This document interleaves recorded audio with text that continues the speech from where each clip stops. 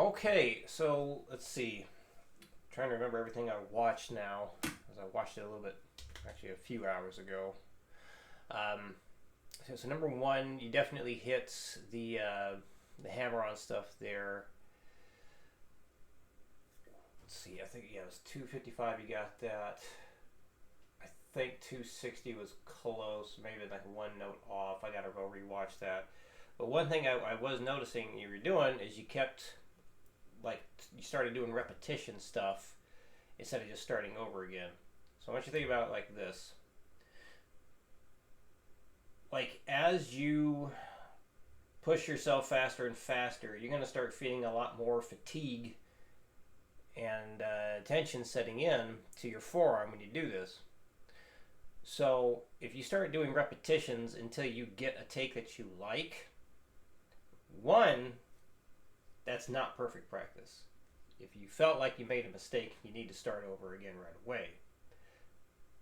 Two, eventually you're going to get to a point where your forearm is going to feel like a damn rock when you're pushing yourself for speed stuff. There's no way you're going to be able to do several repetitions until you get a good take that you like. It will be physically impossible. So, very important, do not continue the habit of doing take after take after take, meaning no breaks, just repeating a thing until it's there. If you didn't get it within the first take, stop for a second and try again. So no more doing repeats until you get the thing, okay? I know you and several people, well, obviously you because you did it in this last video, but several people have told me they'll do that and because like, oh, I wasn't satisfied with it, so I just kept going. If you weren't satisfied with it, you should have stopped. That's the big thing.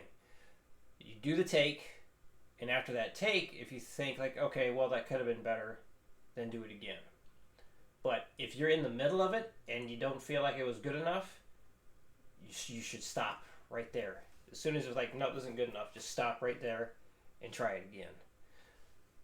Now, I can tell you with this practice stuff that I'm doing again and doing live streams of it, if I was to take that approach of just keep doing it, I'm just going to keep looping it until I get a good take, no way I'd be able to get as fast as I'm getting because like my forearm does get really stiff because I am working the crap out of those muscles.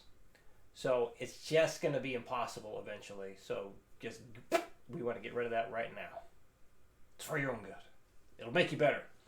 All right, so number one, we're going to increase the hammer-ons just a little bit. So remember, save the repetition stuff for the end, not to get to the fastest take. That's after the fastest take. Okay. And that's where you need to go, 4 times in a row, no mistakes anyway. But anyway, 60, new number one. 1, 2, 3, 4.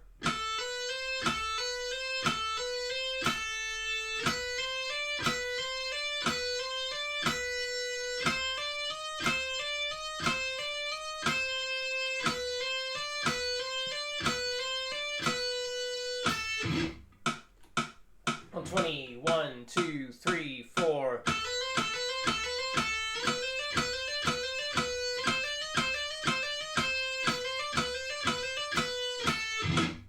180. 1, 2, 1, 2, 3, 4.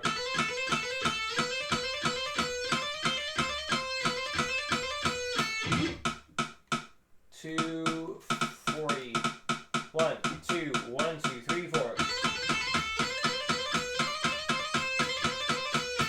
Repeats. 1, 2, 1, 2, 3, 4.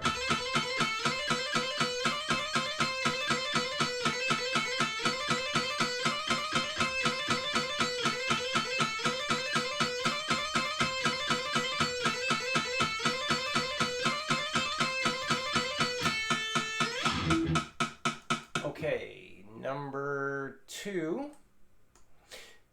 So you didn't quite get the last couple of takes you did, or those last couple of speeds. pull-offs were there, yes, but the issue that was happening was you're basically like doing this.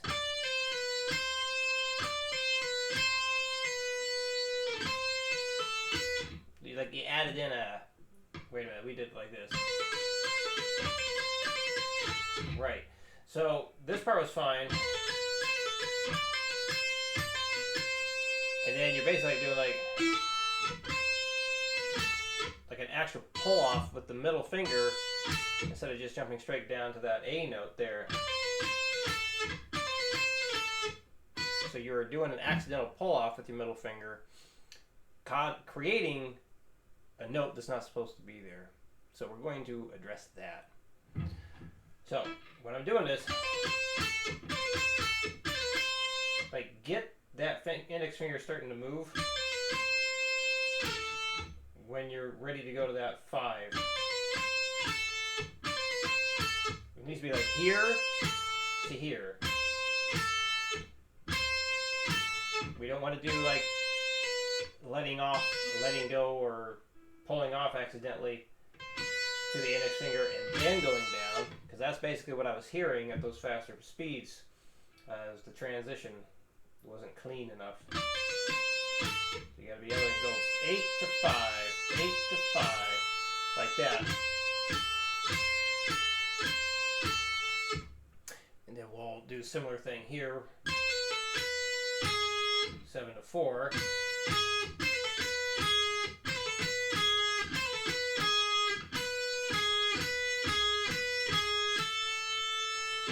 So basically you need to concentrate on getting rid of accidental pull-offs.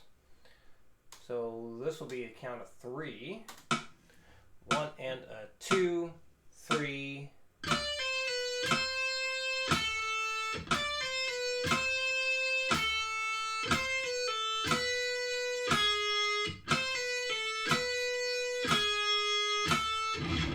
$120, 1, 2, 3.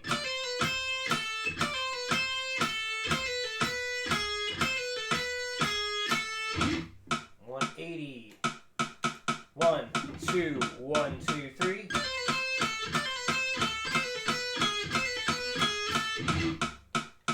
$240, 1, 2, 1, 2, 3. 1, 2, 1, 2, 3. And repeats. 1, 2, 1, 2, 3.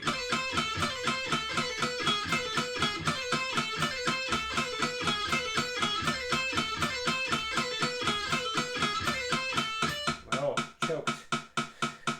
1, 2, 1, 2, 3.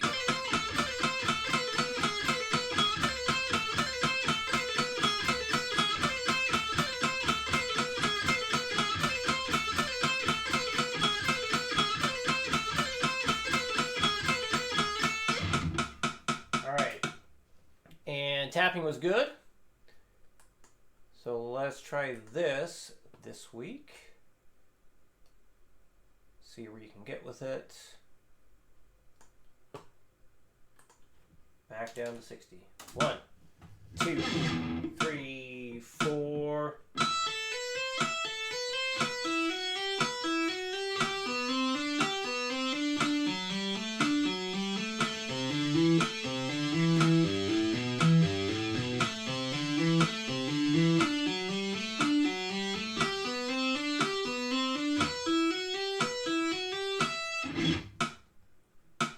$100, 1, 2, 3, 4.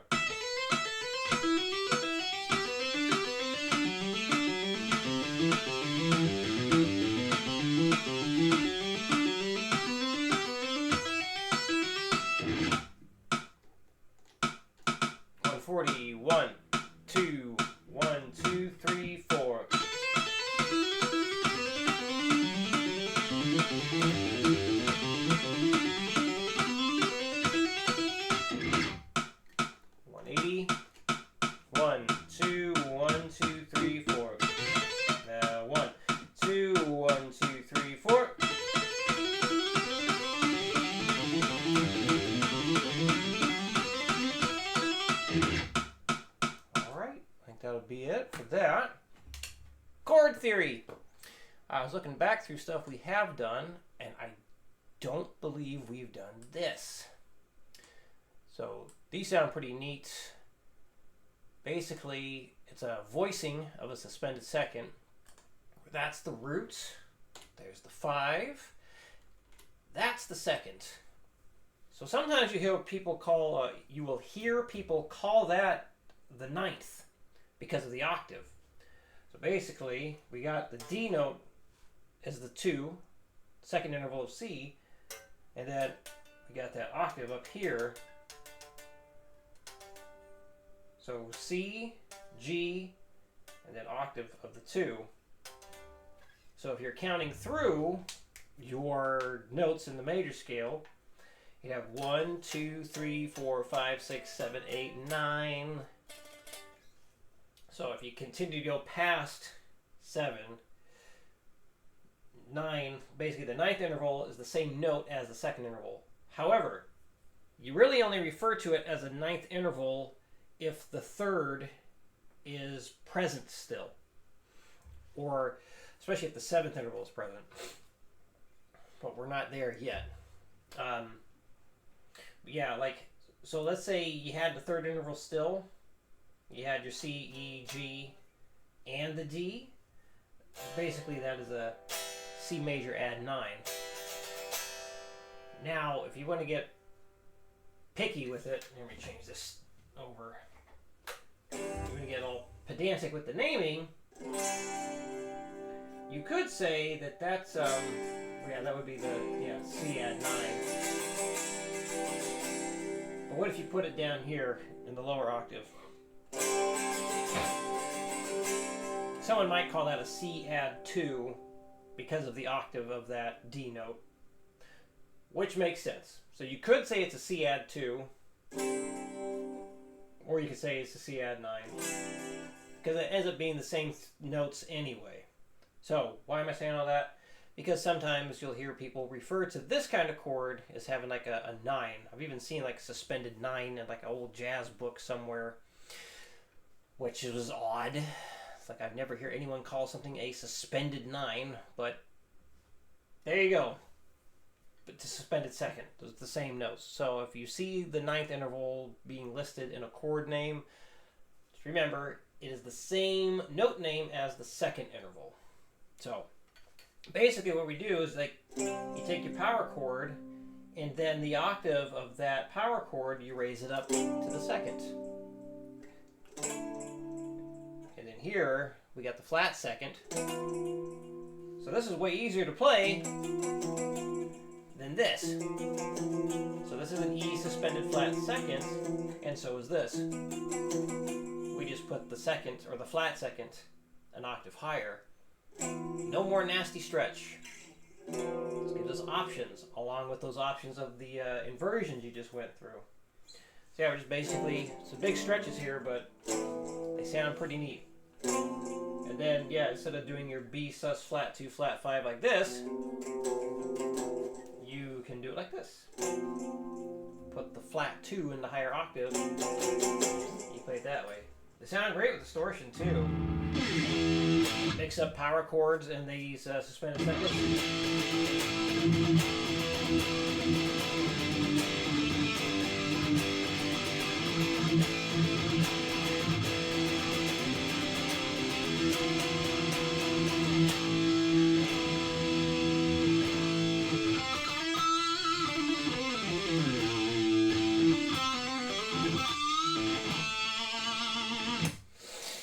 Anyway, so there we go. I want you to, and I looked back. I did not see this.